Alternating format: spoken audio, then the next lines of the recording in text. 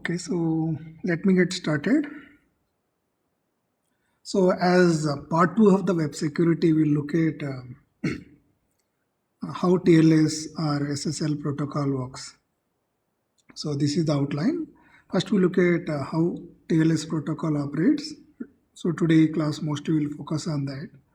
And if the time permits, we look at some of the attacks that are possible on various TLS versions that are out there. And very recently, couple of years ago, we have latest TLS protocol, that is TLS version 1.3, that was released and found to be more secure than all the previous variants. But having said that, TLS 1.2, it is out there quite prevalently in the World Wide Web, and most of the websites that you use support TLS 1.2, and I think around 40% of them currently support TLS 1.3. Having said that, 1.2 is not that much outdated. It has some vulnerabilities, and some of the modes of the TLS 1.2 one is not supposed to use. So I will talk about issues with 1.2 and how they have been fixed in 1.3 in the following classes. So with this outline, first let's look at how TLS protocol works. And if you look at in the internet, we use TLS as the de facto security protocol, where this protocol sits in between the transport layer and the application layer. So technically speaking, there is no layer as such where we can fit the TLS. You can say TLS could be at a session layer or the presentation layer in the case of OSI protocol stack. But in the TCP stack or TCP IP stack, we can say that TLS works at the application layer, but technically speaking, it is between application layer and the transport layer, where you use either TCP or UDP in general. In the case of HTTPS, that is in the case of secure web browsing, we use port number 443 at the TCP layer when you wanted to have a secure communication. That means the web servers have two options when they wanted to have communication with the clients. When you want to have plain text communication, that means HTTP plain text, use port 80, that is HTTP. And if you want to have a secure communication, use the TCP port number 443. So by specifying two different port number, we can distinguish between whether you are having a secure HTTP communication or not. And as I was mentioning, TLS uses mostly, primarily it is meant to work with a TCP, because TCP provides a couple of features that TLS expects. One is the reliable data delivery, and other one is in-sequence delivery of the data to the higher layers. So because TCP guarantees these two things, TLS layer or the TLS protocol readily does things assuming the data is anyway coming in a reliable fashion and in sequence delivery.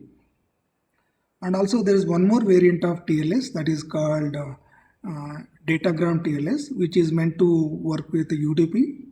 In the case where applications require using UDP, like in the case of voice over IP calls, or when you're talking about online gaming and the cases like multimedia streaming, you would like to use UDP rather than TCP because you want low latency in the correspondence. But again, in the context of you take a voice over IP, you not only want to have low latency, you also want to have security. In that context, what you do is you will be using datagram TLS rather than using just the TLS, because TLS is meant to work with only TCP, whereas the voice over IP requires using UDP and RTP rather than TCP and TLS.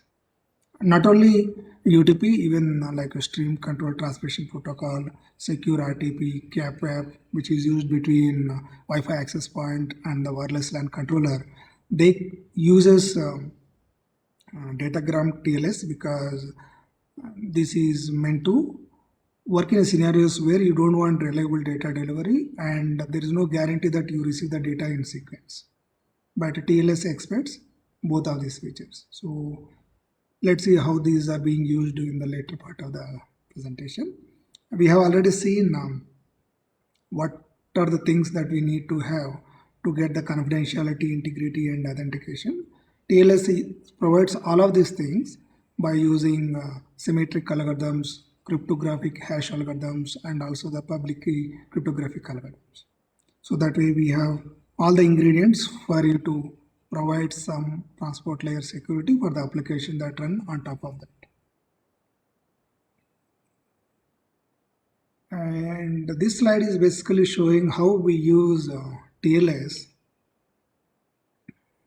uh, in the context of HTTP. So what you see on the left hand side is the HTTP version 1.0.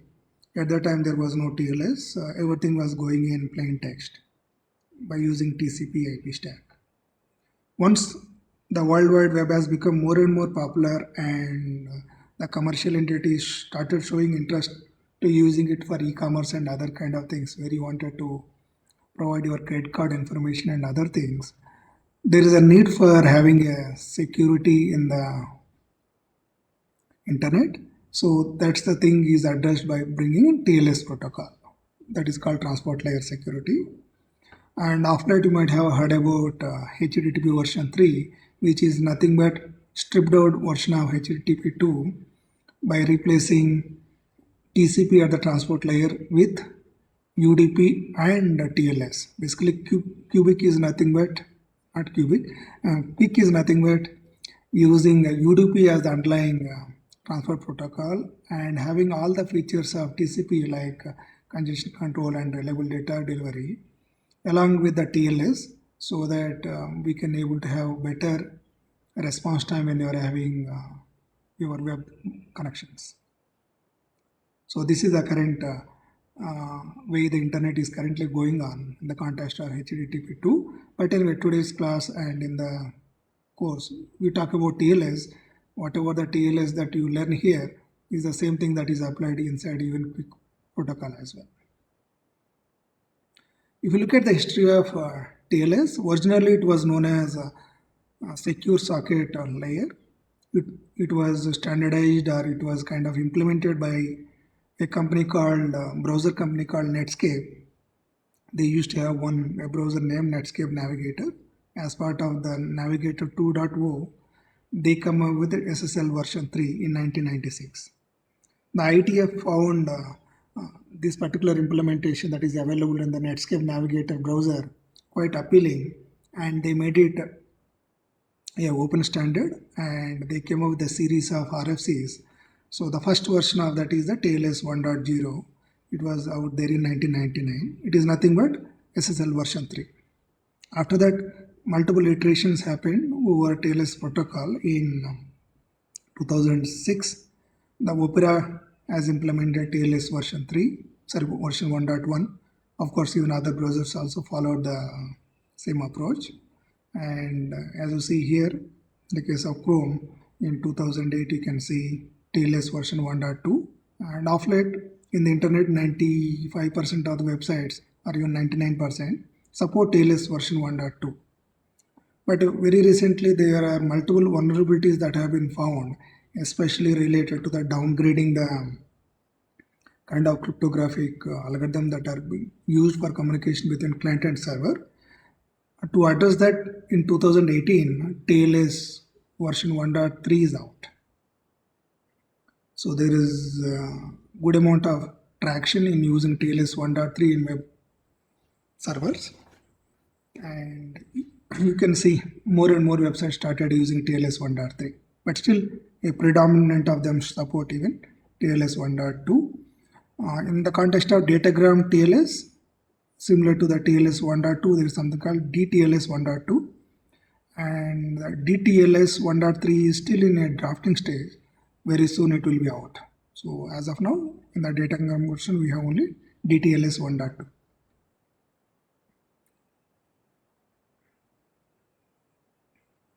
So what you see in this illustration is the architecture of TLS, that is transport layer security.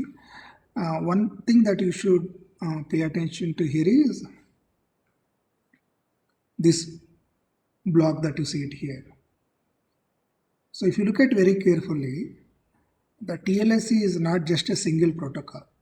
Actually, it is a collection of protocols. As you see it here, you can see 1, 2, 3, 4, 5. Or if you look at this aside, of course, we can say it application, this one. So it is a collection of 6 protocols: heartbeat protocol, handshake protocol, chain ciphersec protocol, alert protocol, and application protocol, plus something called a record protocols. So it is a collection of 6 protocols which have been organized into 2 layers. You can say this is the top layer and this is the bottom layer. So these 5 protocols that you see at the top layer make use of the record protocol to create records and send it to the TCP protocol that is out there. Similar thing happens in the case of even that DTLS. There it uses UDP or SCP or other kind of transport layer protocol.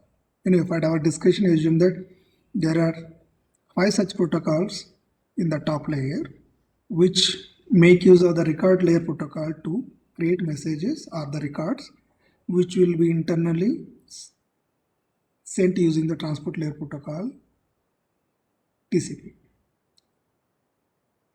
And in terms of the application protocol that you can see it here, TLS is a very generic security protocol using which we can achieve security for any of the application layer protocol, whether it is HTTP or SMTP, LDAP, SSH, BGP, or whether you are talking about the instance messaging or file transfer, whatever it is, any application layer protocol that you can think of. If you wanted to have a secure communication with the other entity over internet, you can start sending your data using TLS. Then we have a secure version of your application layer protocols. So that is important. Having said that, you look at HTTP, you can also have HTTP communication even without TLS. In that case, what you do, you bypass the entire TLS and you send your HTTP messages directly from application layer to the TCP layer, where you are bypassing. So that way both variants are possible. And if you look at, or maybe, yeah, let me explain one more important point here. Out of these different protocols, I think by now it is clear to all of you, this application protocol is basically to inform that the data that is carried inside record protocol is belonging to one of these different applications. That is one case. And we can also use the record protocol to carry the data belonging to these 4 different protocols. So out of that, the most important protocol that is out there we are going to discuss today is called handshake protocol, where the client and server do handshaking to establish the kind of security protocol they will be using for their secure communication. I will talk about in detail about how the security protocols are agreed upon using the handshake protocol. And there's something called heartbeat. Whenever we are having a long-lived TLS connections or TCP connections, to make sure that other party is still out there and the connection is not one-handed or open-ended, each of them will send something called heartbeat messages, which other party has to simply reply to. Okay, that is the heartbeat protocol. And chain ciphersec protocol is like a very simple protocol. This is basically telling to other party that from now on I'm going to use the new cipher spec that we have agreed upon. So please use the keys that we have derived to decrypt the messages and authenticate the messages. Alert protocol is used especially when things go wrong as part of the handshake, in case where both client and server don't agree upon a common security protocol, or if there is any serious issues with the way these parameters are agreed upon, or if there is any man in the middle attacks. In all these cases, alert protocol comes into the picture and gives warning to the server or the client so that you have to take appropriate action in that case. So in summary, these are the 4 main protocols from TLS which use the record protocol, where the handshake protocol is used to derive the secret key or the session keys, and also to derive the keys which are used for message authentication. And the record protocol is used to securely send the data. That means for encryption and for data integrity, we use the record protocol. Okay. Sir, could you repeat change cipher spec, sir? Yeah. Just hold on, Prashant. I will explain you in detail about that part in the following slide. Okay. Yes, sir. I will show how the chain cyberspec, handshake, and the record protocol are used in figuring out what kind of algorithm that client and server should be using it. I will talk about it in detail. So let's look at what the record protocol does. So as you see here, it is the workhorse of the TLS. It does all the hard work for establishing the secure connections and also sending the data in a secure fashion between client and server.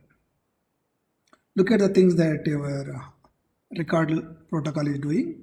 So assume that this is the message or the payload that is coming from application layer. For example, this is your HTTP message.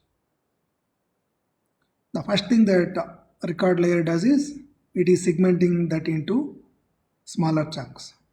Typically, we can have segments of size up to 16 KB.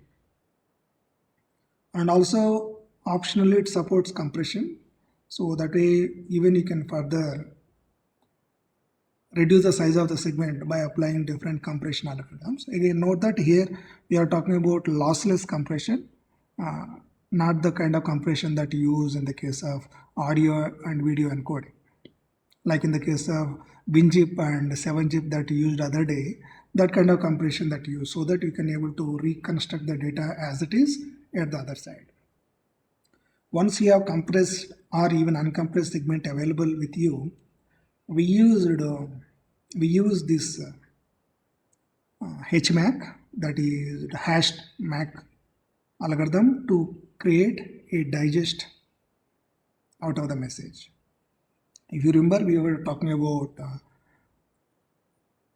SHA-2, in other words, SHA-256 or SHA-384. We also talked about SHA-1, MD5 and other things. These are all different hash algorithm, and where I was talking about SHA-256 and other things are deemed to be still secure hash algorithm. So there is a variant of MAC. So typically the MAC algorithms use symmetric keys. When you are talking about the keyed MAC, where what you do is you take the message and the key together and you create a digest out of that. That means you take the compressed message and you append the certain key with that compressed message and give these two as input to the MAC algorithm. The output of the MAC algorithm is what you put it here. So it is the compressed message appended with the MAC, that is the message authentication code or a hash, whatever you can call it. So once you have these two parts with you, you encrypt using the encryption algorithm. For example, you can use AES with 256-bit kind of thing. So this is the encrypted message. Finally, the record layer adds its own header of 5 bytes and send it to the underlying transport layer protocol like TCP. So look at it one more. Whenever the data is coming from application layers, again I'm using the word application layer in a generic sense, but we can also do the same thing even when the data is coming from any of these 4 protocols as well.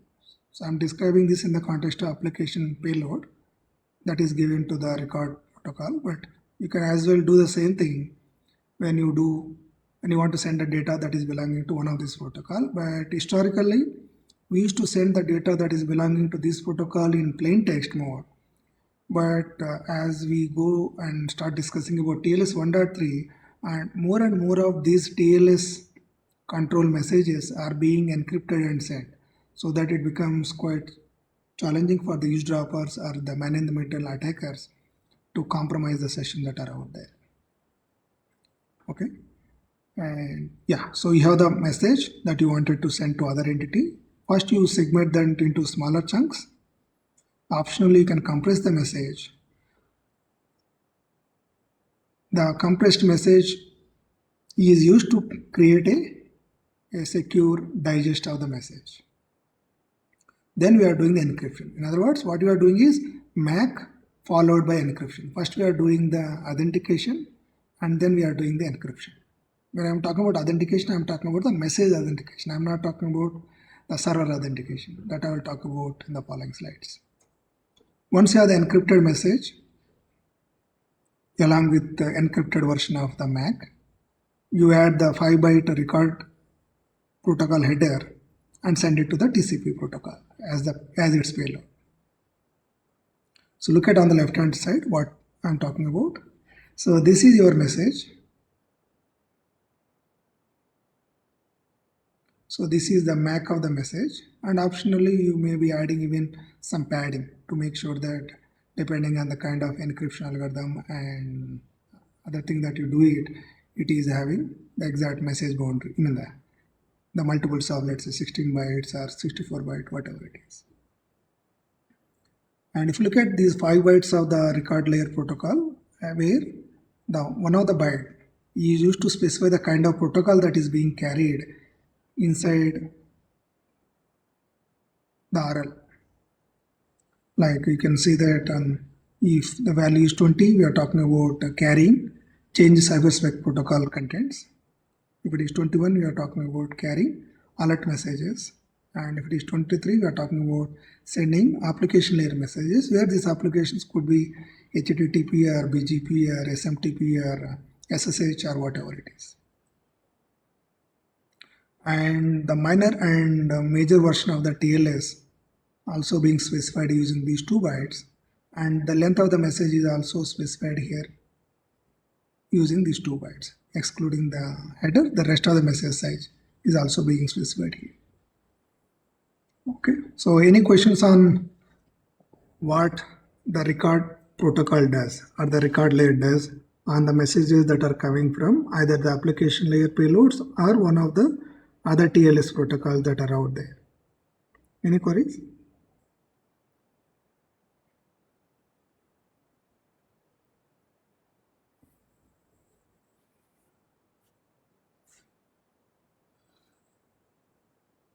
Okay, so there are no queries. Only thing that I want you to pay attention here is what we are doing is first we are generating MAC. After that we are doing encryption. So this is what being followed up to TLS 1.2. From TLS 1.3, what we do is we do this both simultaneously. That means the algorithm that are being used in TLS 1.3, they simultaneously generate the encrypted message and also the MAC codes. So it is not like a two-step, it is a single-step process. So that's why they are called it as something called AEAD, authenticated encryption with associated data. So let me explain how that TLS handshake protocol works. Basically, it has 4 different phases. So this slide is one of the most important, and you should understand what I'm talking about in more detail. If you have any doubt, let me know. So there are 4 phases in the TLS handshake protocol. As I was mentioning earlier, the purpose of the handshake is for the client and server to agree upon the kind of algorithms to be used for secure communication, and also for optionally to authenticate both the client and server. For authentication of server and clients, and also for agreeing upon the keys to be used for secure communication. All of them are achieved by the end of these 4 phases as part of the handshake protocol that you see it here. Let's look at what happens in these 4 phases. In the phase 1, as you see it here, the client is the one that is sending something called hello message. As part of the hello message, client is providing to the server its security capabilities. Basically, what is the TLS protocol version that is currently having, some random session ID, and the kind of cipher suites that it can support. As a client, I can support a number of different cipher suites. So the list of them in the preference order is being given to the server. And also it generates some random number like nonces, which can be used to guard against replay attacks on the TLS sessions. After receiving the client hello, server is replying where out of the different cipher suite that client has specified, server picks one of them. And also server also generates its own random number and gives that to the client. So that's what happens as part of the phase 1. So look at here on the left hand side. As part of the phase 1, both client and server agree upon cipher suite. So as an example, I have given 3 different cipher suites where the first 2 of them belong to TLS 1.1.2, whereas the last one belongs to TLS 1.3. So look at an example cipher suite in TLS 1.2. It specifies multiple things. One of the things that cipher suite is specifying is the what algorithm that to be used for exchanging the key and also for authenticating the server. Here we are saying that RSA is the algorithm that is used for exchanging the keys and also for authenticating the server. Also, we are saying what is the algorithm that is used for encrypting the message. Here we are saying AES 256 CBC is the algorithm that is used for encrypting the data. And we also specify what is your message authentication algorithm or the data integrity algorithm. Here we are talking about SHA-256. Similarly, you can see this is another variant of cipher suite where we are saying that rather than using RSA, we are talking about using Diffie-Hellman ephemeral with RSA for exchanging the key and for also authenticating the server. And again, we are using AES and SHA-256 for as encryption algorithm and also as message authentication algorithm. The big difference compared to TLS 1.2 in TLS 1.3 is the key agreement and authentication methods are decoupled from the cipher suite. As you see it here, this prefix that what you have seen RSA or Diffie-Hellman ephemeral with RSA are removed from the cipher suite because TLS 1.3 is basically a simplified version of TLS 1.2 because there are lots of vulnerabilities that have been found because TLS 1.2 has become quite what I can say, it has become quite a big standard with lots of supported options, and it has become quite difficult to work with that. So TLS 1.3 basically what it is, it increased the security feature that is providing. At the same time, it has removed lots of cipher suite that are available as part of the TLS 1.2 in 1.3. As an example, in TLS 1.2, there are 35 plus different cipher suites are supported for key agreement and authentication, whereas in the case of TLS 1.3, I think around 4-5 of them are supported. So there is a significant reduction in the cipher suite that are supported.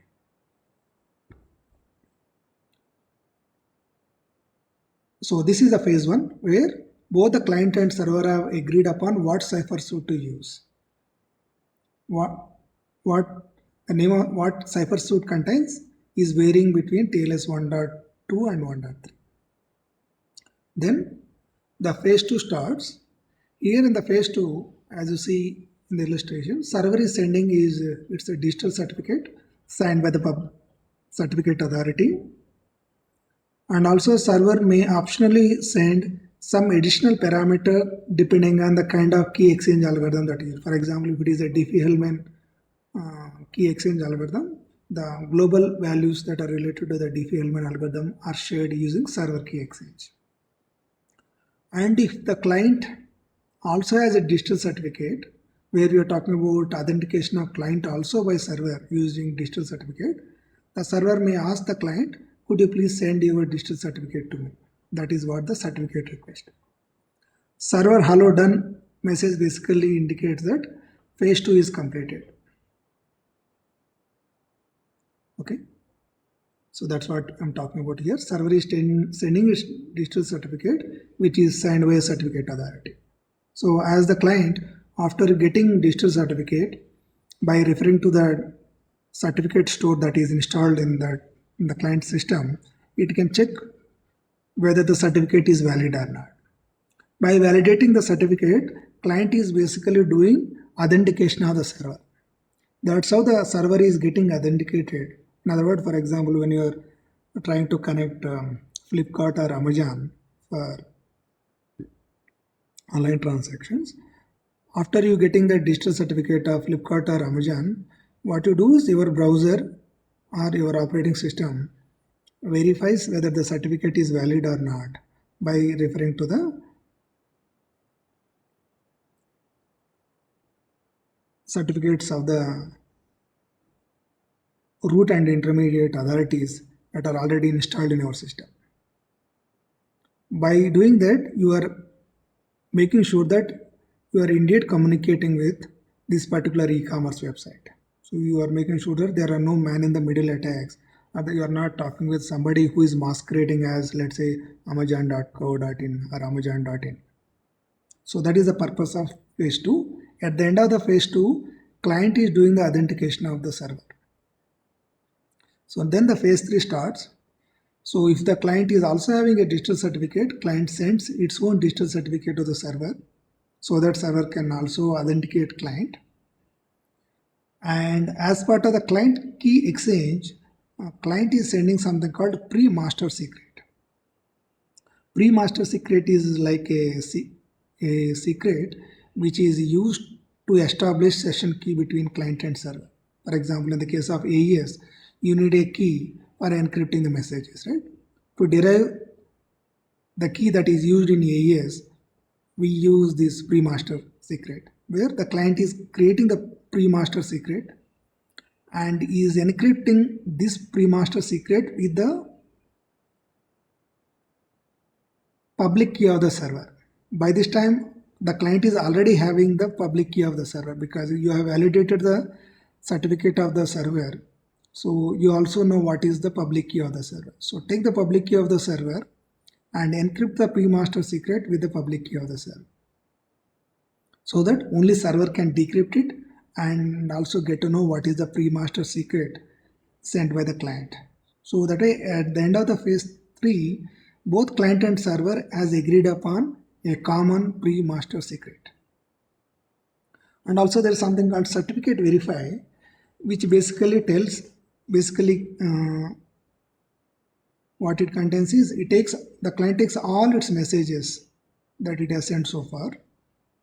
Like if you look at, it has sent client hello message, it has sent its digital certificate. It takes these two messages, create a digest out of these two messages. That means it creates a hash of these two messages and encrypt that using its private key.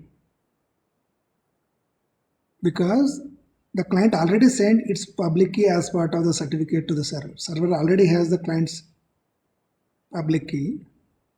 Because of that, client digitally signs a hash of these two messages that it has sent to the server, so that server can indeed verify whether any tampering or any man in the middle attacks are happening or not, or whether it is indeed talking with the client who is claiming so. So that is certificate verify. This is again optional. This is only used only when the client is sending his digital certificate to the server. Because here the client has to digitally sign with his private key.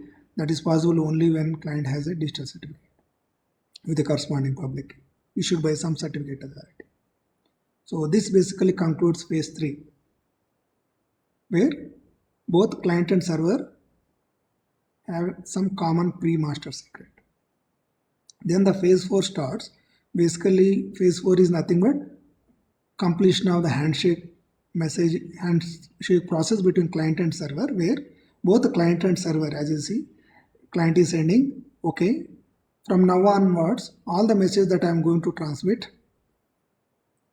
like change cipher spec. I think Prashant, you are asking about what is the purpose of change cipher spec. After phase 3, the client is sending something called change cipher spec message. It has only one simple purpose, to tell to the server that after this message, all the messages that I am going to transmit will be encrypted using the keys that both of us have agreed upon. So that is the purpose of sending change cypherspec. In other words, the finished message that you see it here, this is also encrypted using the secret key that is agreed between client and server. So when the server receives this finished message, it has to decrypt using the secret key that is agreed upon to know what is the content of this finished message. Same thing happens in the reverse direction where server is also saying that from now onwards all the messages that I am going to send to you will be encrypted using the secret key that is agreed upon between both of us. And as you have done in the case of other day OpenSSL tutorial, we'll be using two separate secret key. From the client to server, we use one session key, and from server to the client also we use a different symmetry key or the session key, so that we can have two different keys in the process. So any questions from anybody on these four phases and what is the purpose of these four different phases? So I'm just giving you a minute. Please try to understand what I'm talking here. Sir, in phase 1, you have said that both ends agree upon cipher suit.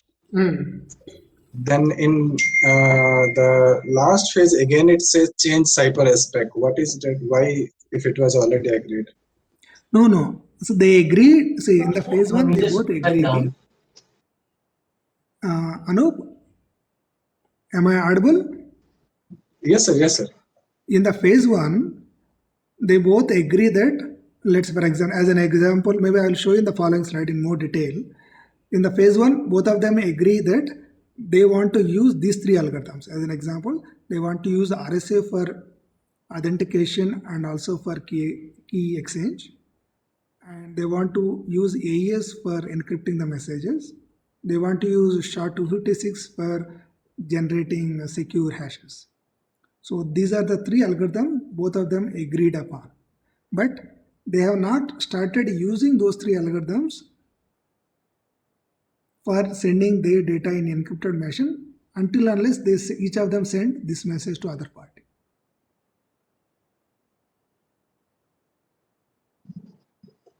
Okay, sir. Is that clear? Yes, but I thought that agreement agreed upon it means that they already know which to use. Okay. I think what your question is valid, Anup. So just think of why they are not immediately using, or in other words, why client and server are waiting till the end of phase 4 to start using these algorithms. So can somebody think of why I'm saying that they are waiting till the end of the phase 4 to encrypt the messages? Why they are not doing in, let's say, phase 2 and phase 3? Because key was not exchanged till that time. Exactly. Only at the end of the phase 3, both of them have a common key. Until unless we have a common key, we cannot encrypt the message. That is one thing. And other thing that you are doing as part of the phase 2 is you are authenticating the server. Before you start encrypting the data and sending to the server, first of all, you want to make sure that are you talking with the right server or not. So first we agree upon the algorithms, and RSA algorithm in this example, we use RSA algorithm to figure it out that yes, I'm indeed talking with so and so server. That is what you decided in phase 2. Once authentication of the server is done, optionally you may authenticate client as well. That is can happen in phase 3. Plus client is sending a pre-master secret to the server, and at the end of the phase 3, both of them have a common session key, which are they have a pair of session keys which they can use it to start encrypting their corresponding message to the other party. Okay, sir. Okay, so any other Hello, question? sir. In phase 2, the server is sharing a digital certificate with the client, where we are validating means client is communicating to that particular server, and where we are validating this certificate. Right. So what is your question, Rahul? So means at where we are validating the certificate of the server at the client end. See, see, look at here. As soon as it receives, the client can do the validation, right? See, this is the, see, as soon as it receives, it does the validation. Here I'm only showing the messages that are exchanged. I'm not showing what the client and what server is doing it. I will show that as part of the following illustration. I will show that. Hold on for a minute. Yeah, because in phase 3 we can see that there is a server verify message from the client to server side. So I was thinking that there should be something from client side to server that I Again, verify. Rahul, this is not server verify. It is certificate verify. Yes, yes. So as I was mentioned earlier, look, read here. The client may also send a signed hash of all its previous messages in the certificate verify message. In other words, client has sent client hello message and its digital certificate to the server. What client will do is it will take these two messages and generate a digest. Basically, let's say in this case it can use SHA-256 to generate a 256 digest of these two messages together, and digitally sign that using client's private key and put that as part of the certificate verify. Don't confuse certificate verify with verification of the server's digital certificate. That is independent of this. Okay. Okay, got it. Sir, also it's written that client send certificate if requested. Yes. What kind of certificate will client send? Again, a digital certificate. Even clients also can have digital certificates like the way server. See, look at here. Why, in the first place, why we are using a digital certificate? For authentication of server, right? Yes. We can also issue digital certificate to clients and let servers authenticate clients using their digital certificate, so that we no longer need to bother about having one separate username password for a different website than you try to connect to different websites on internet. But again, having said that, why we are not using certificates for clients? Why we still relying on username and password? Can you guess why we? What I'm trying to ask is, server can do authentication of clients by issuing one unique digital certificate for each client. Assume that we have 6 billion people connecting to internet. We can issue a digital certificate for each of the users. The way I was talking about each website or a bunch of websites in the case of multi-domain digital certificate, we can also issue one digital certificate for each client. And we can let server authenticate the clients as part of the handshake process, as you see in the part of the phase 3, but we are not doing it, but we are still relying on username and password. So can you guys guess why we are resorting to some suboptimal solution even though we can use digital certificate for client authentication? Portability? No, portability is not really case. Any other guess? Clients, Client, sir? anyone can sit on the client side, sir. Anyone can sit on the client side. Okay. Yeah, that is kind of okay. Sir, if I want to use Gmail and I have certificate only on my device, I cannot use your device to log in and see, right? We lose. Yes, yeah, you are right. Yeah, so that means, yeah, because you are right. That is true. Unless you install your certificate also on my device as part of another account, whatever it is. Yeah, you are right, Anurag. That's what I meant by portability, sir. Oh, that's what. Okay. So any other guess? Actually, these are Sir, also everyone reasons, cannot but have. Everyone cannot afford to get a certificate, right, sir? But again, I was saying, right? Okay, yeah, you are true, Ranjita, to some extent. Other day I was talking about Letters Encrypt giving free certificate, but again, Letters Encrypt gives certificate only for websites. It is only used for validating domain names. But here I'm talking about the validating individuals. So as of now, yes, we don't have any other equivalent of Letters Encrypt which gives free digital certificates, so that each and every person who is connecting to internet can have his or her own digital certificate. That is one thing. But assume that somebody comes up and gives such free digital certificate to clients. Still, do you think any problem will be there, or we can go ahead and start using digital certificate? Scaling issues might come up, sir. How to track when these gets revoked and all those things. Yeah.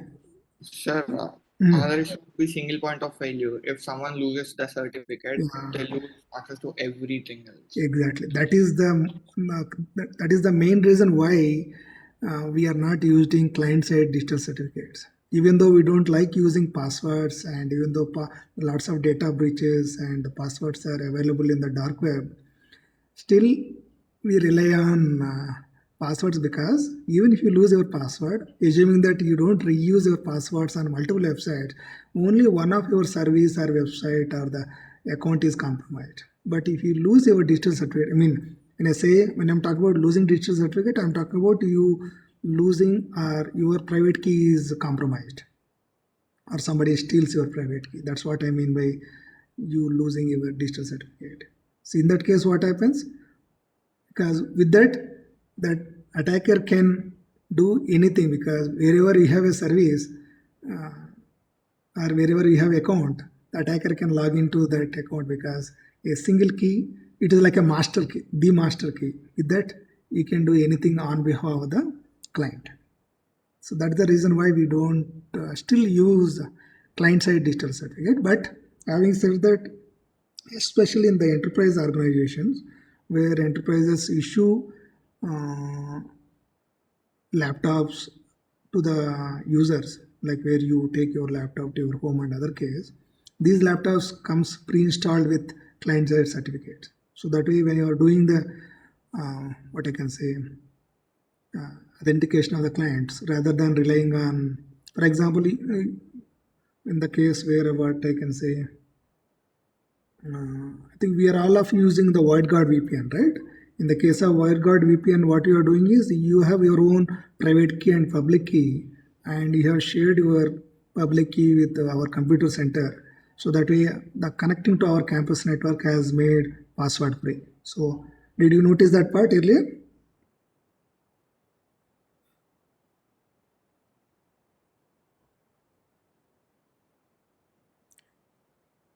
I hope some of you are using WireGuard to connect with our campus network or VPN services. So there we are talking about using a key pair for the client as well. When I say key pair, again, even though it is not really a digital certificate, but it is a key pair that is generated, and you have shared your public key with our computer center. Since you have shared to the computer center over a secure channel, we assume that that is indeed your own public key, which matches with the private key that is stored in your computer, so that you are allowed to connect to our campus network in a secure fashion and can access any of our campus resources from remote location. That is one thing. And one other point that I wanted to say here is, look at here the shaded lines that you see in this diagram. Look at here: certificate, server key exchange, certificate request, certificate verified. These are shaded in this illustration basically to indicate that these are either optional or situation independent. I think by this time it is clear for all of you why these two, certificate and certificate verify, are shaded, because I was mentioning it is optional for the client to have their own digital certificate. If the client doesn't have its digital certificate, then you don't see these two messages. You directly see only client key exchange, which is used to share some pre-master secret to the server. But interestingly, you see, even these three messages are also shaded. That means server sending its digital certificate is also optional as part of the TLS. Can you think of a service or a situation where we'll be using this kind of thing?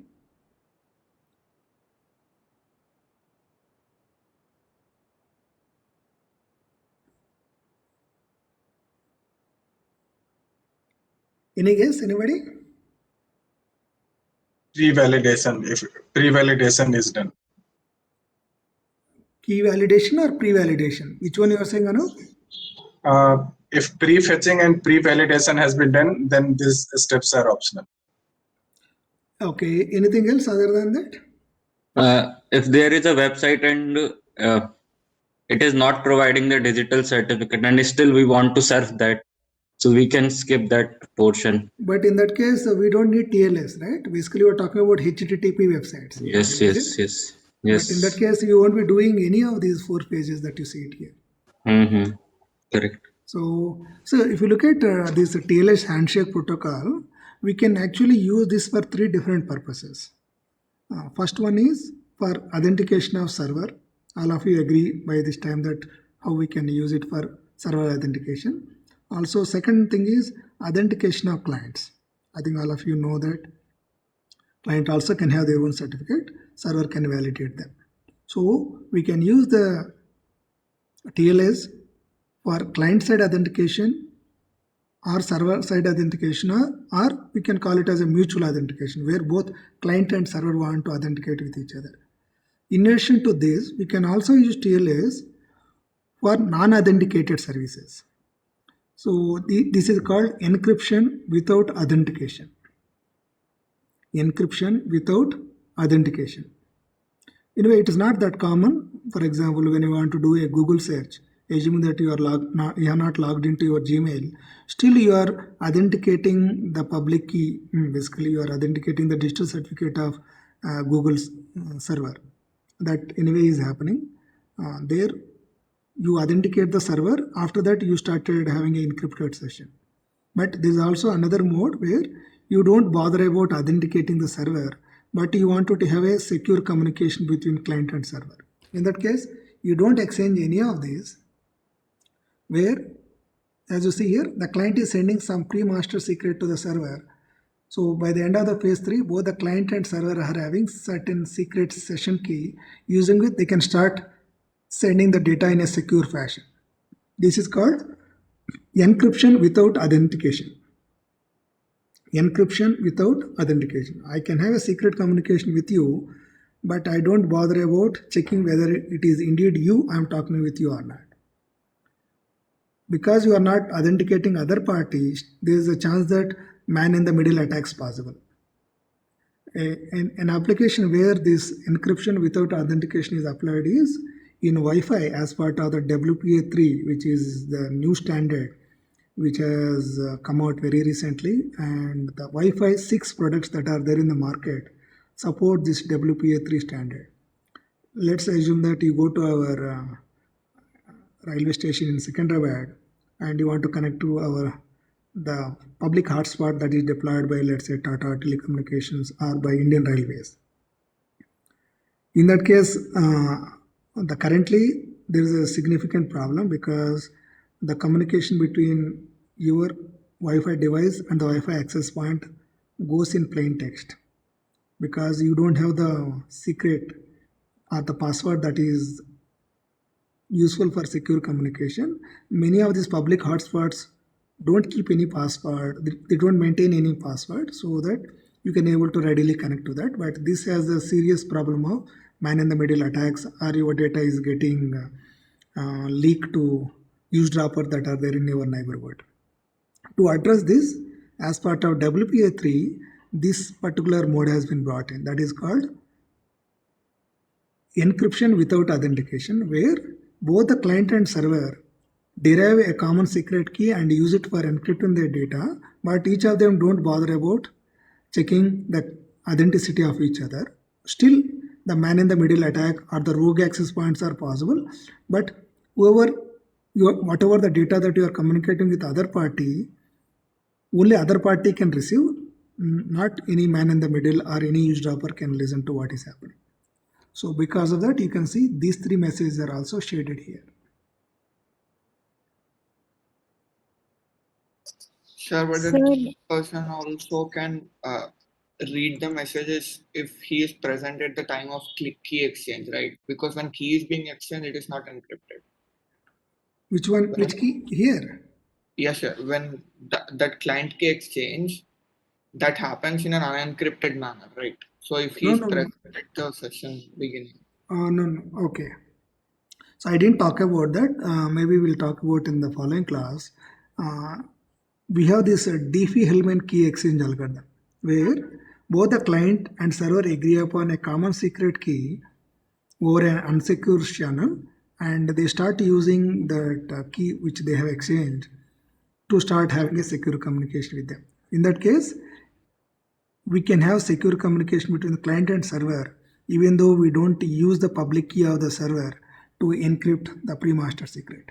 Yes, you are right, Anurag. In the case of RSA, you need to have the public key of the server to encrypt the pre-master secret. But if you use the Diffie element key exchange algorithm, it allows you to have both client and server to derive a common secret key over unsecured channel. It is done in a such a fashion that eavesdropper cannot figure it out what this client and server are agreed upon as the common secret key. I will talk about that in the following class. Sure, I'm not sure, but for Diffie-Hellman, I believe server also should send some key, right? So the server No, key. they don't send. Both of them don't send any key, but they send some ingredients for deriving the key. Yes, sir. So Yes. maybe the server key exchange should also be not gray, I guess. Server key exchange? Like if we assume client key exchange is sending ingredients from client, server also should send some ingredients, right? Yeah, you are right. As part of the DPLM key exchange algorithm, both server and client exchange some key material over unsecured channel and derive a common secret key using which they have secure communication between them. Okay, Where the exchange of the key material happens in plain text over unsecured channel. So that is the beauty of the DPLM key exchange algorithm. How we can send something over unsecured channel and still have a secret key derived independently by both the parties and use it for encrypting the data.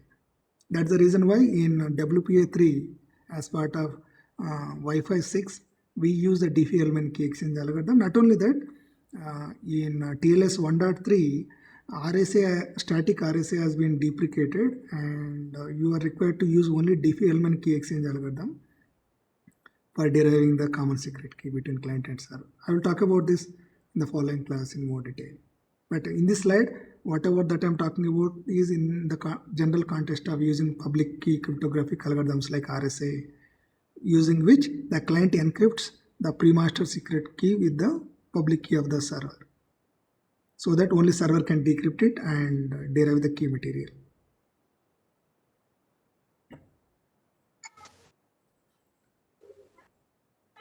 Sir?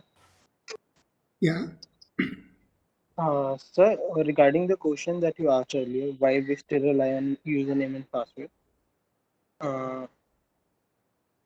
could that also be a reason? Because if we issue a certificate, then we rely on some third party, let's say root certificate authority or something.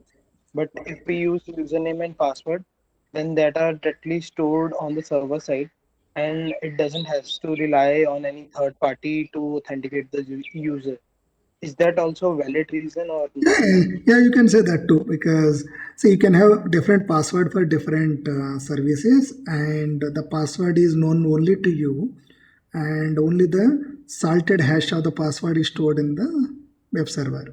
And even if something is compromised, and because only the hash is stored, nobody can able to really make use of that hash to hack into your account.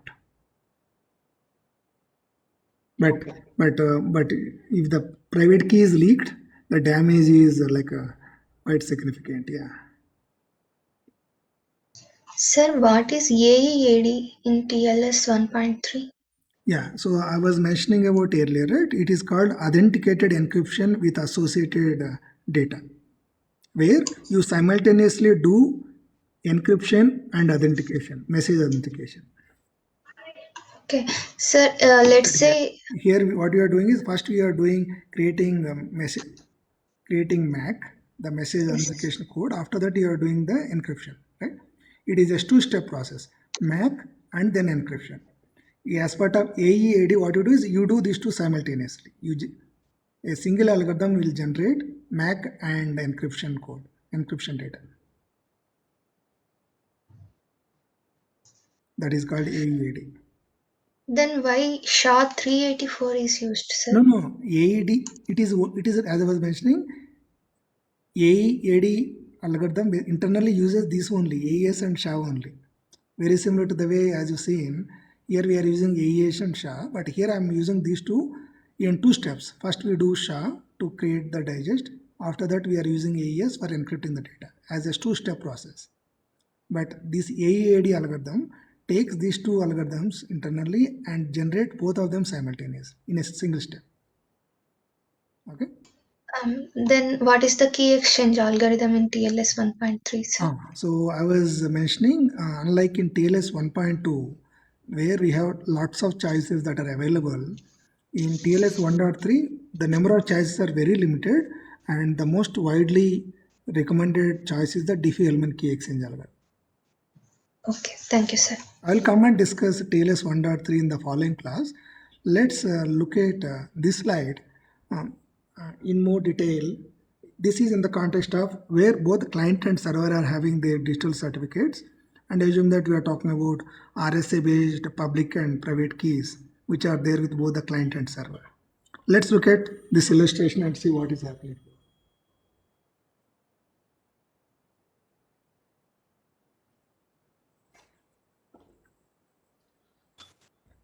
Hello, sir. Yeah, Rahul, go ahead. Could you please zoom a bit? The font size is very small. Okay, or is it? Okay, let just hold on. Then what I do is I'll focus on one page at a time. Yes, yes. Okay.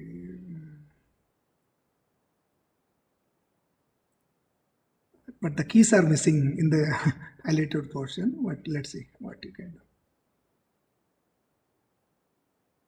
Is it okay now? Yes, it's fine. Okay, so let me explain briefly what I'm talking about. The client is generating some random number. We also call it as nonce, which is basically used to protect against session replay attacks. And then the client is sending client hello message, which includes the cipher suit that it is supporting plus the random number that it has generated. Server also generates its own random number, that is nonce, and the server is sending server hello, which includes one of the cipher suit that is selected by the server from the list of the cipher suit that client has specified here. That is the server hello. So then the phase 2 is starting.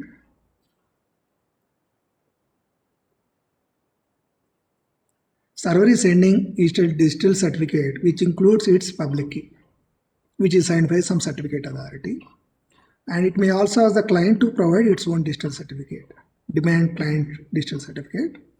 So this is what is the verification step that happens at the client side, where the client is checking the validity of this digital certificate of the server, because we assume the client has the certificates of the intermediate and the root certificate authorities in its root store, using which it can verify the validity and authenticity of the certificate. After that, if the client is having its own digital certificate, it is sending its digital certificate including its public key. The server can check the validity of this client certificate, same way the client check the validity of the server certificate. So this is the certificate verify that I talked about earlier, where the client takes the hash of all its previous messages sent to the server and digitally signs with its private key, so that server can ensure that these messages are not tampered with in between, and these are indeed transmitted by the client who is having so and so as the corresponding public key. So that is what happening, checking the hash and the signature. Now see what the client is doing. Client is generating something called pre-master secret. This client generates this pre-master secret by using these random numbers as inputs. So it takes the client random number and the server random number as inputs and generates the pre-master secret and sends the pre-master secret to the server by encrypting that with this key. So what could be this key? This key is the, can somebody say what kind of key is this? Public key of the server.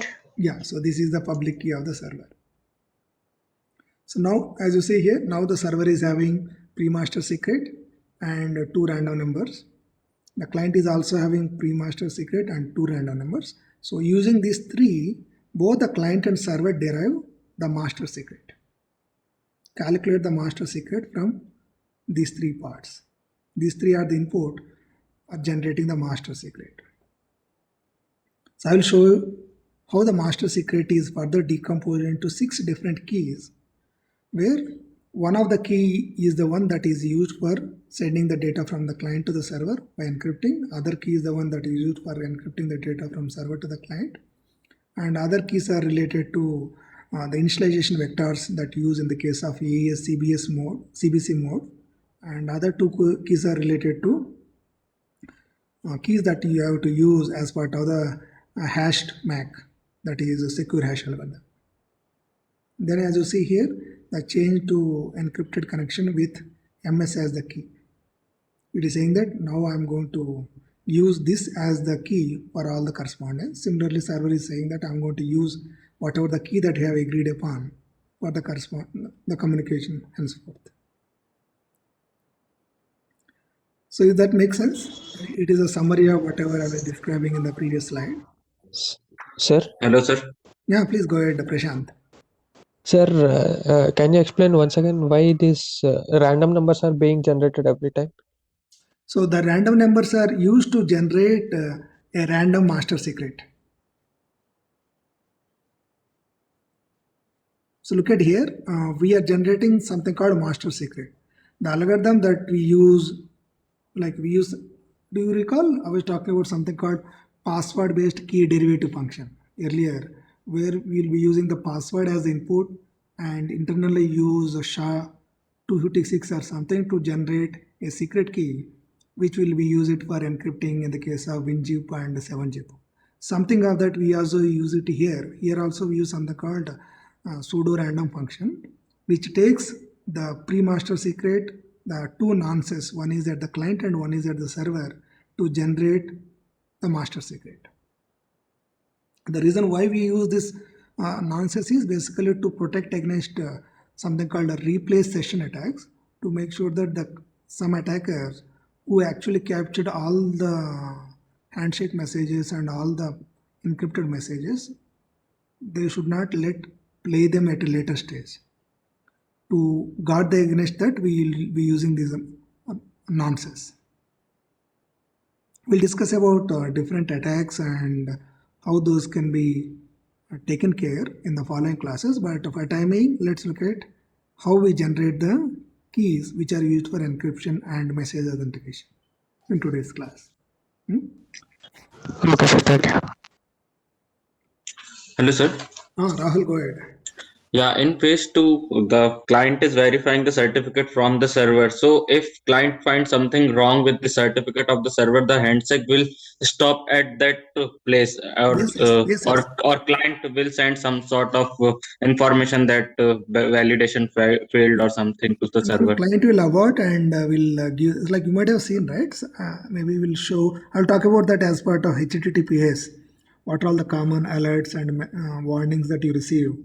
And see, many times the browser gives an alert to the client, and if the client is okay with going forward, and it will let the communication happening. Otherwise, the TLS simply abort the session. Okay, sure. So I'm talking about the key, how the keys are being generated. Look at here. We use this pre-master secret sent by the client to the server, so that both the client and server uses the pseudo-random function to generate 48-byte master secret. Again, we give this master secret along with the nonces at the client and server as input to the PRF, that is again the pseudo-random function, to generate 6 different keys. These are the 6 different keys. As you see here, both the client and server, both of them generate the same keys because the input is the same. Client has sent this to the server, and both client and server already agreed upon what kind of the pseudo random function they should be using it for generating the master secret, and from that to generate the key material. So because of that, both the client and server independently generate same 6 keys, which they will be using it for authentication of messages and encryption of the messages. Where the client MAC key is the one that is used for authentication of the client messages. Similarly, server MAC is used for authentication of server messages when it is sending to the client. Client write key is the one that is used for encrypting the client messages using, let's say, AES 128-bit.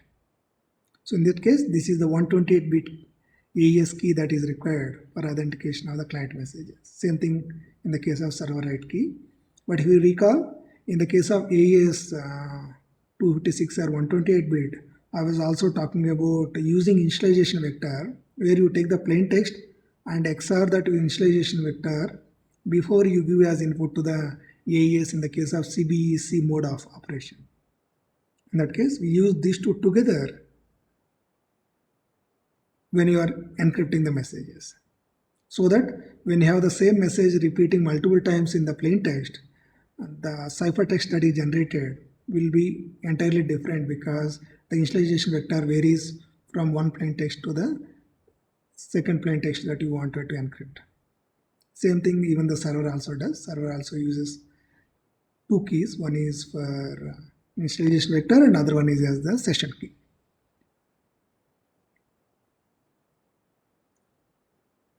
And let's look at in summary what we have discussed along with some timing information that is happening here. So let's assume that a typical round trip time or one-way round trip time or one-way delay is 28 milliseconds. From the client to server, assume that the propagation delay is 28 milliseconds. So that is the assumption that is made here. So far I was talking about from here, the client hello, server hello and other thing. But before you saying hello and hello, we should have a TCP connection established between client and server.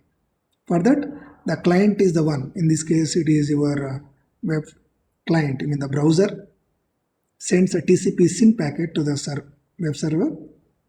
Then the web server is replying to that with TCP SYN ACK. For that, the client is sending the ACK message.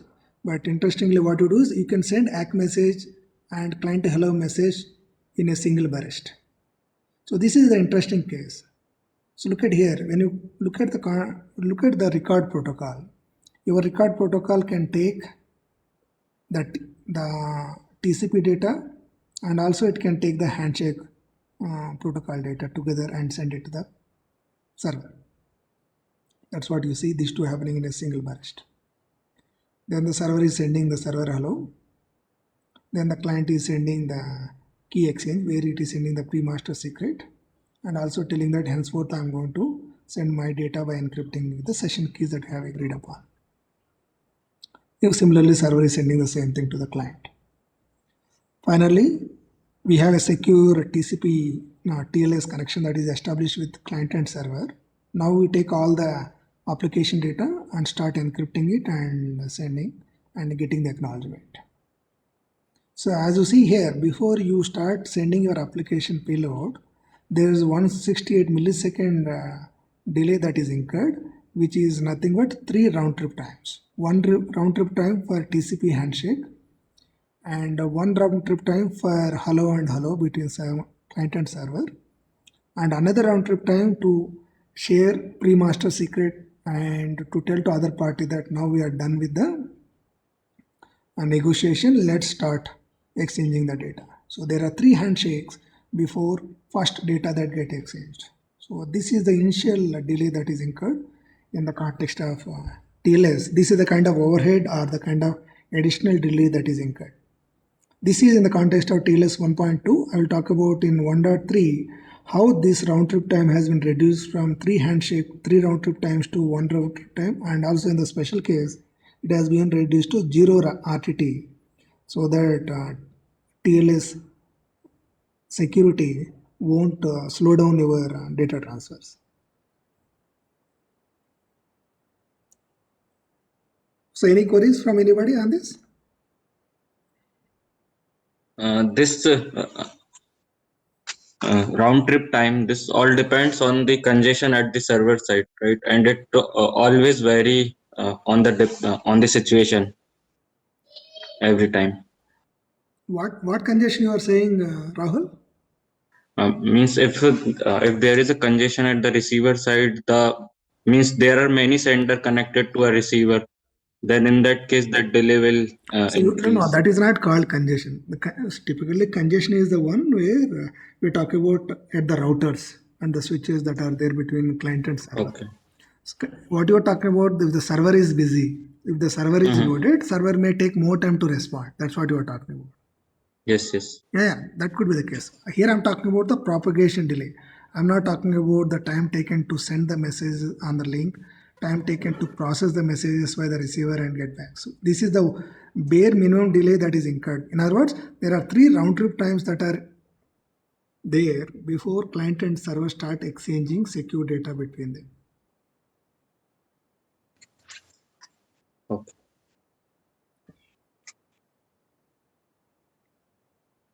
So any other queries from anyone?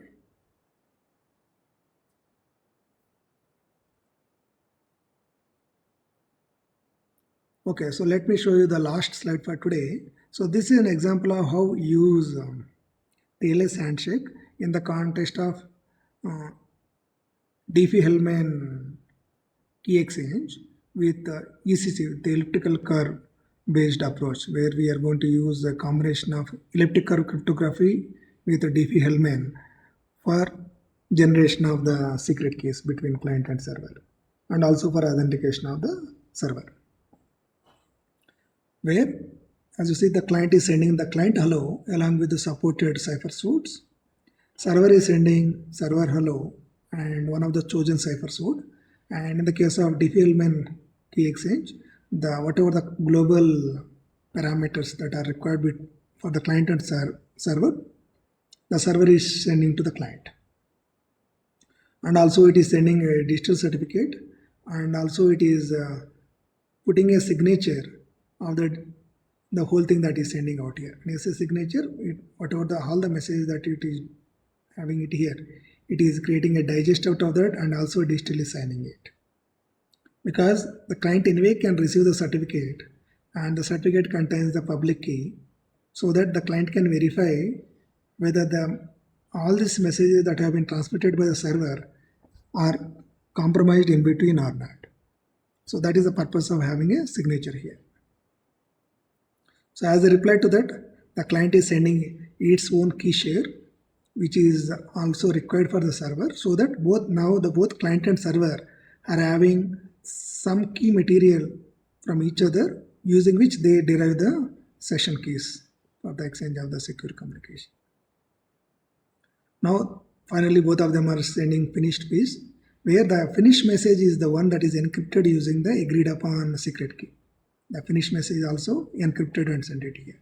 Here the colors, the orange color that you see it here, all these are the messages that are encrypted. Whereas the blue messages that you see, the blue blocks, here these are the messages that are either in plain text or also are digitally signed, as you see in this case.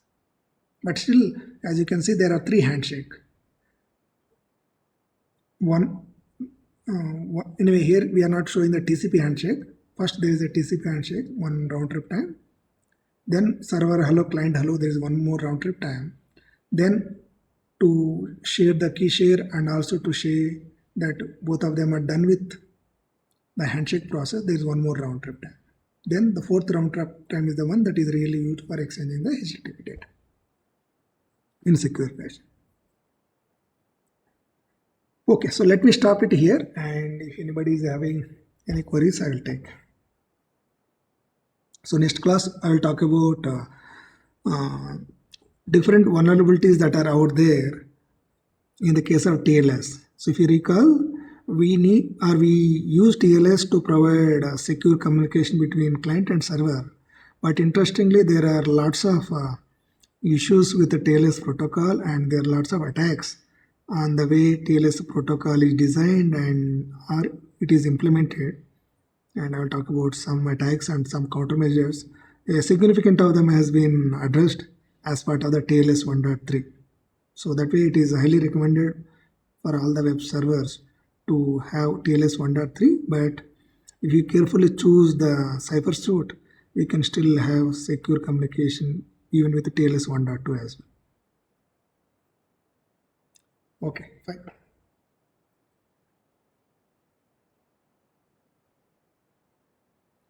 Okay. So any queries from anyone? Yeah, please. Who is this? So this is Raghav. Sir, it might be a redundant question, but regarding the assignment that you gave ABC of certificates, right? Hmm. So there was a part B, like how can we verify this without using any program? Hmm. So just can you just briefly, like very quickly, if possible, can tell how we can do that? See, what I was asking as part of the assignment is when your browser receives, or let's say you have a program that you have written in your computer, let's say using C++ or Python. So you wanted to check whether the certificate is valid or not. So what are the things that you have to do to check whether the certificate is valid or not? So can you guess what are the things that you typically do when you receive a certificate?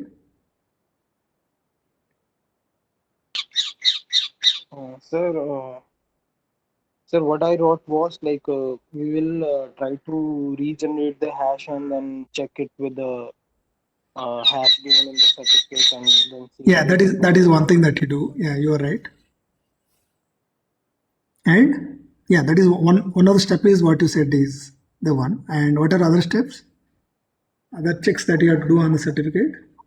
Checking validity, key uses.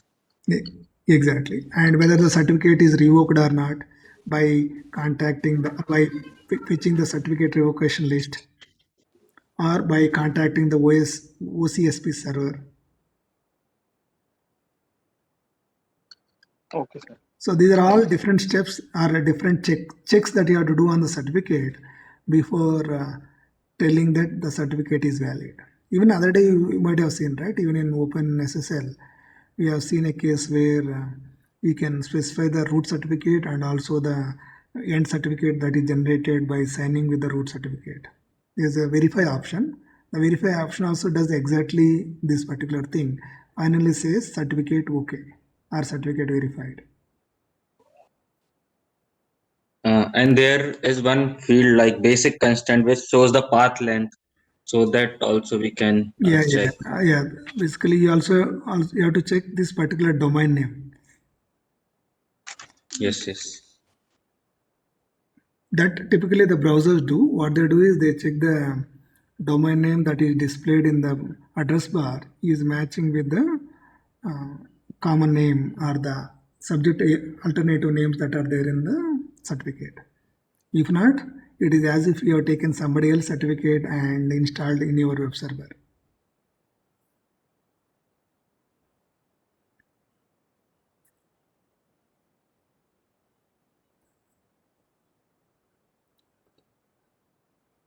Okay, guys. Anybody else want to ask anything else? Hello, sir.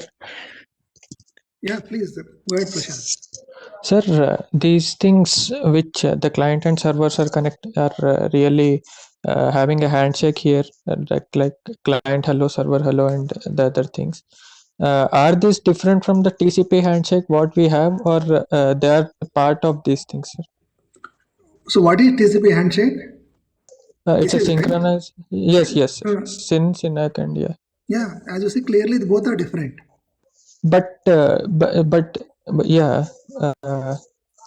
See, for you to send your TLS messages to the server, you should have a TCP connection established between client and server. How do you Yeah, establish a first that TCP connection? these Using this three-way handshake. yes, sir. You do this SYNAC and ACK, which is basically a three-way handshake between client and server, Yes. which establishes a TCP connection. Once you have TCP connection, over the TCP connection, you exchange these TLS messages. After the TLS messages are exchanged and you have secret key derived, you start encrypting the data and send it over the TCP connection. Okay. And for UDP, you just remove this TCP handshake and just we send it like client. The other part is send, no, sir? Yes. In the case of UDP, yes. Anyway, UDP is a connectionless protocol. There is no handshake that is established. And yeah, so there could be similar version of this as part of the datagram TLS. So Yes. datagram TLS basically doesn't verify or check that whether the data is coming in a reliable fashion and whether all the messages are coming are coming in the sequence or not. Yes. Those checks are removed in TLS, and then it is called a datagram TLS. Okay. Sir, can you please get back to the previous slides once? This one? No, sir. The first slide in the class. No, sir. Yeah. Yes, sir. This one. No, sir. Which one? This one?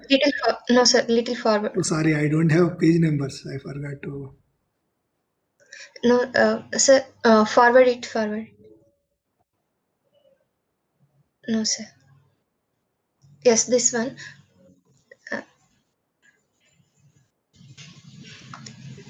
Sir, all those in the record layer protocol, all those protocols can be sent in any order. I mean, can be used in any order, random fashion.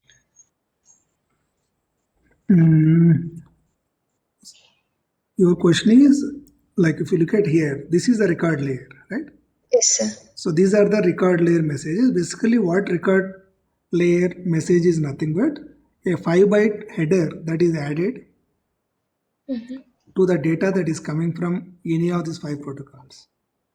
But before Yes, sir. doing All all those that, 5 you protocols segment can the be data. used in random. Random means?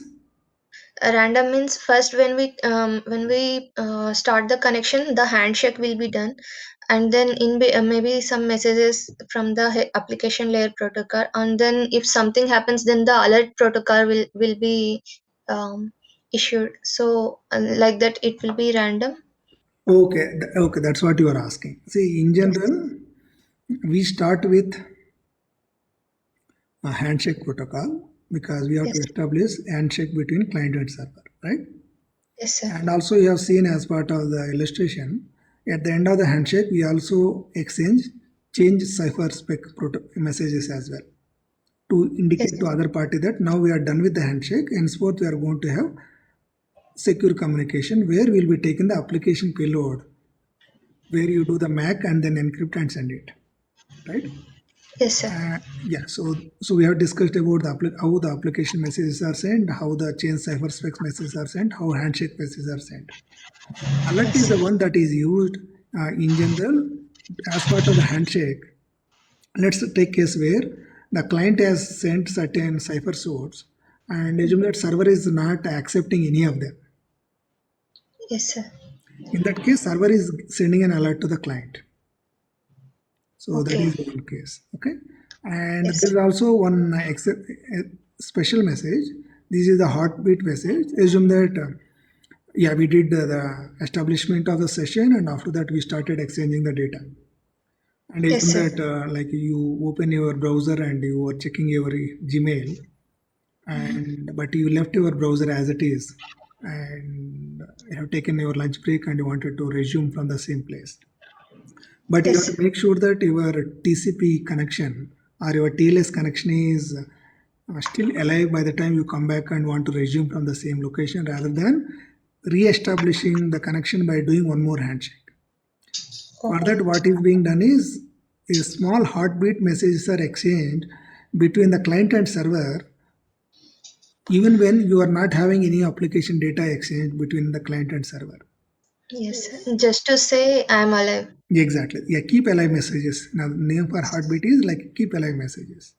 Okay, sir. So these are exchanged after the session is established and after the data is getting exchanged. But if there's any break in the data exchange, you will see occasional heartbeat messages which are also encrypted and sent to the other party. So what if in either of the server or client change their cipher suite during the connection? They Not cannot. in the They cannot. beginning, not. They cannot change it, right? If they change it, other party can't understand anything, isn't it? Okay. Yes, sir. So if you change it, it is as well as you send some garbled message to other party. Other party can't do anything with that message. Okay. Thank you, sir. But the question that you may want to ask is, what if in between somebody injects some spurious messages into your communication?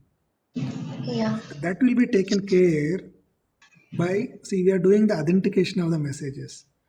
Yes, We sir. are creating a digest and also we are encrypting. So that means as long as your session keys are not leaked, no man in the middle attacker can understand anything between what happening between client and server.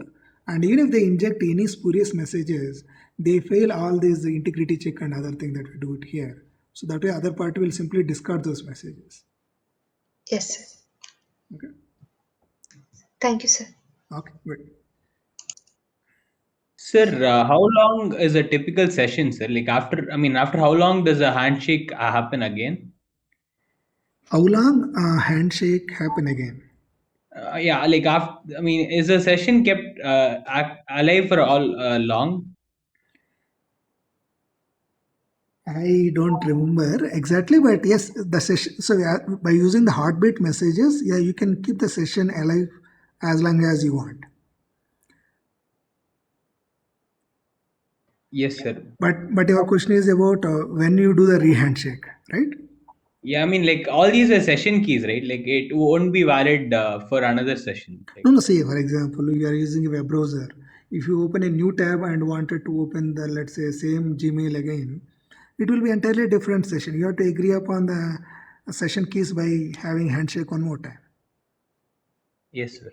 But once you open a tab and you started exchanging the data using one TLS session, all the session keys, whatever that you derived, are valid as long as you use the heartbeat messages to keep the session alive. And also sometimes what even these web server do is they may also put some restrictions on the session duration or whatever it is. In that case, the client is forced to do the renegotiation. There could be some optional extensions that could be used to say whether the client has to do the renegotiation or not.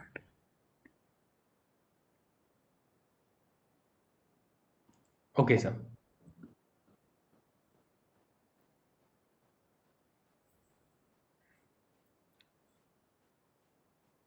Okay, any other questions from anyone? I think somebody is asking, is the PRF kept as secret as well? No, PRF is the pseudo random function, like the password based key derivative function is publicly known algorithm. So like the way we are talking about the public key algorithm and the symmetric algorithm, even the PRF is also open and public. Anybody can see the source code of that algorithm. Okay, guys, if there are no other queries, I will be stopping now. And so let's fix the issues with Safe App quickly. Okay.